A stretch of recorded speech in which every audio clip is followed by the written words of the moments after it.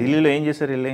ఢిల్లీలో జంతర్ మంతర్ దగ్గర ఇలా అన్ని రాష్ట్రాల నుంచి ఇలా బాధితులు సేవ్ మెన్ అండ్ ఫ్యామిలీ అని చెప్పి ఒక పెద్ద ఆర్గనైజేషన్, ఇలా దాదాపు ఒక 40 ఎన్జిఓలు, భార్య బాధితుల సంఘాలు, ఇలా మొత్తం అందరూ ఒక్క తాటిపైకి చేరి పొద్దున్న అరౌండ్ 9-10 గంటలకు స్టార్ట్ అయింది. 5 గంటల దాకా అక్కడ మనకి ధర్నా చౌక్ లాగా అక్కడ జంతర్ మంతర్ పక్కనే వెళ్ళాం. చాలా పెద్ద పెద్ద వాళ్ళందరూ వచ్చి మాట్లాడారు, బాధితులు మాట్లాడారు.